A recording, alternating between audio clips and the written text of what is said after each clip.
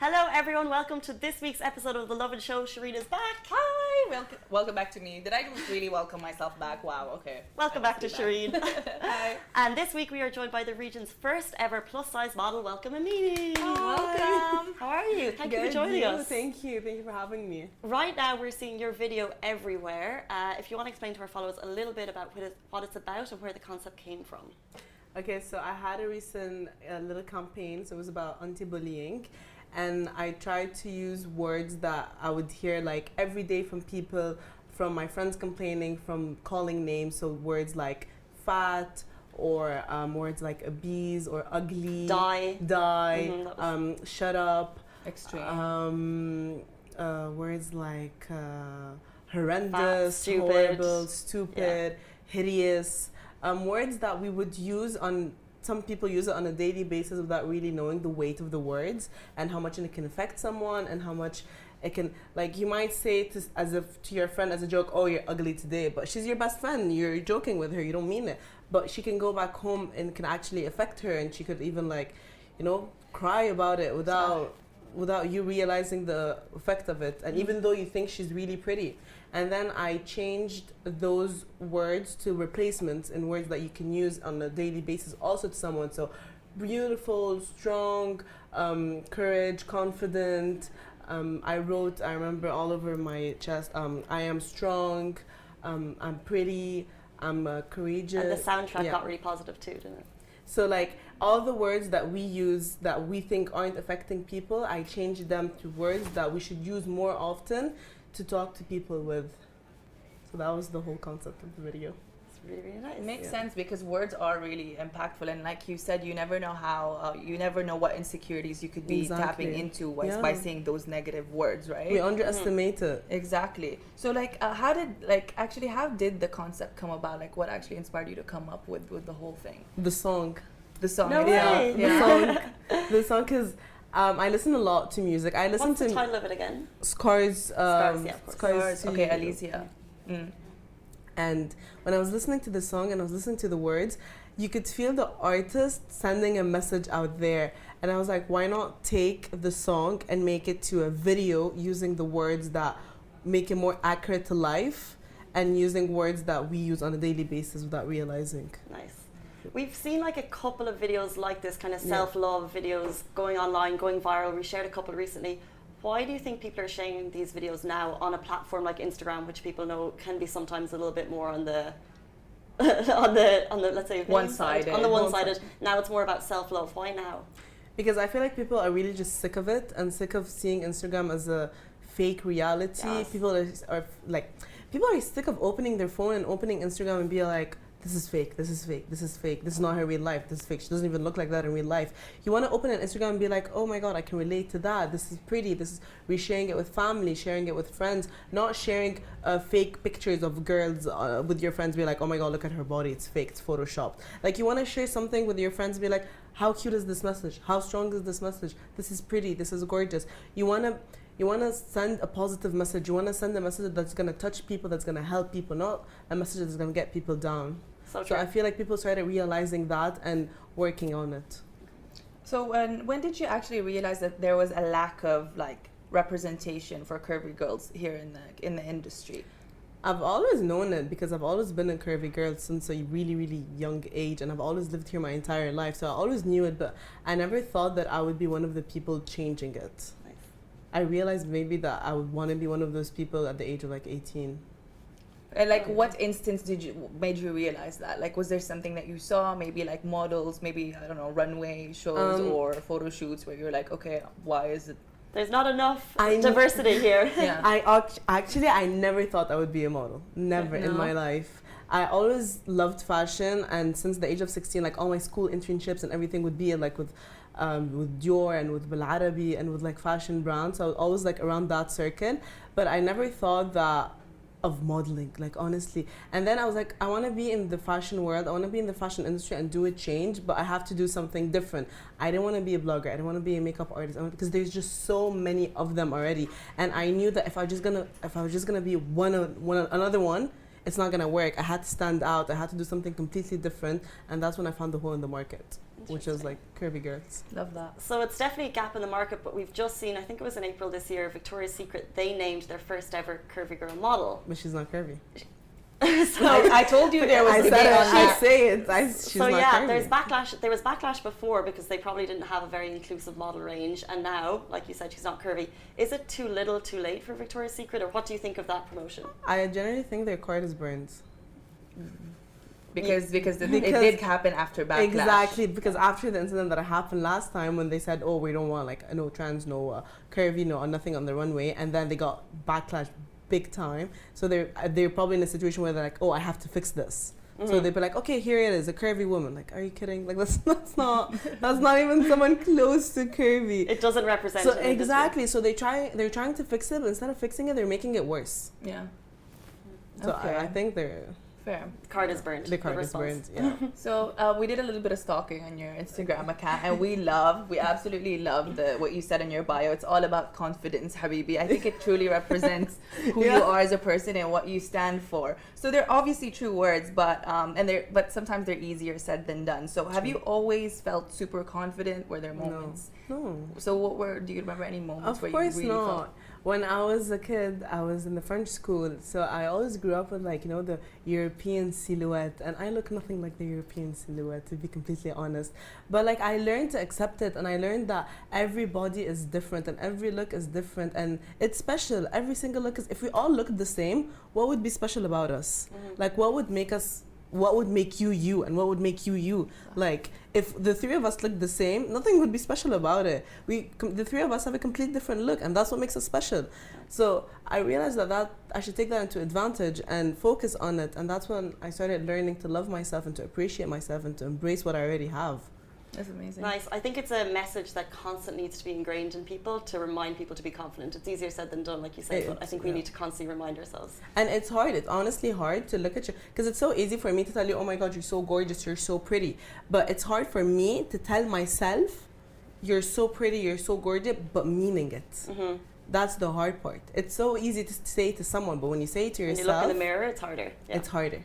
But talk to us about other models in the industry. You've broken the mold for the first curvy model in the Middle East, and you've worked with a lot of cool brands. Are there more models following in your footsteps now? Yes, actually, last time I checked was before summer, 25 models, curvy models got signed with agencies.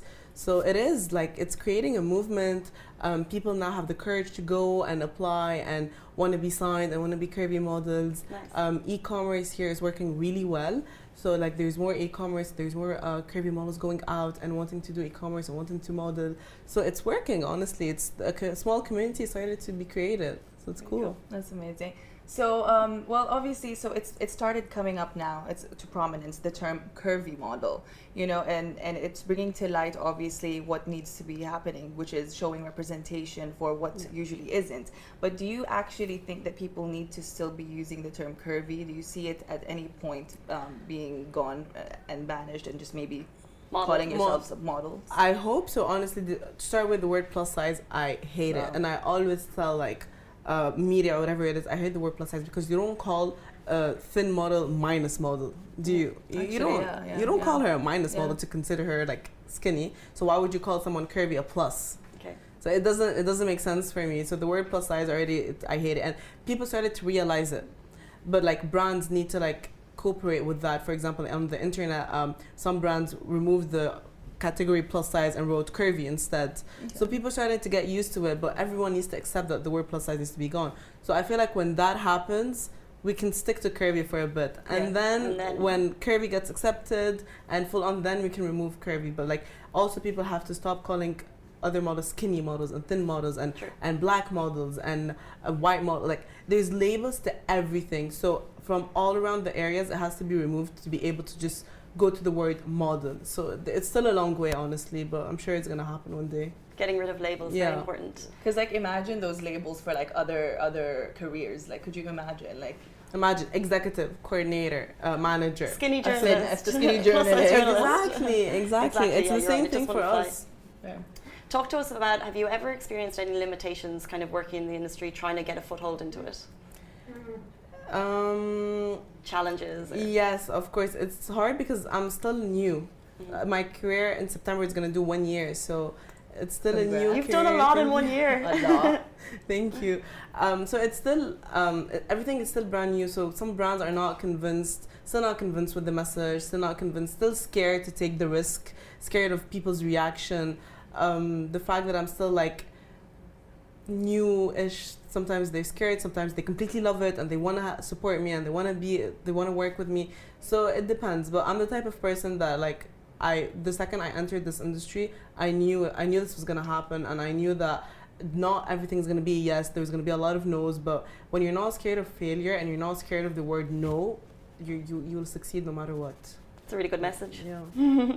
So, who are your role models actually in the industry? Do you have any in mind that you've actually looked up to and have inspired you? To be completely honest, I looked up a lot to Ashley Graham, and I met her a few months ago. Oh, cool. And yeah, she came and she did the opening of the shop in Dubai Mall, and I met her there.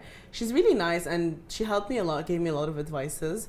But she's at the end of the day the biggest curvy model in the industry. So I looked up a lot to her, and also to Taraji G. Henson, the actress. Love her. I love her so much. She's so powerful. She's so strong, and she's so dedicated, and she knows what she wants. And Beyonce. Of course. That woman is something else. Beehives don't come for us. Yeah, exactly. Because we stand. We absolutely She's stand. so these three, honestly. Amazing. Crazy. Before we go off into our next segment, final question: what has been your kind of career highlight in your short career so far? 3 things. Working with Vogue on several projects, my Cosmopolitan cover, and my award for Grazia, Best Emerging Talent. 3 very big deals. Publications, like, amazing. That's Definitely amazing. Congrats to you for that, you. by the way.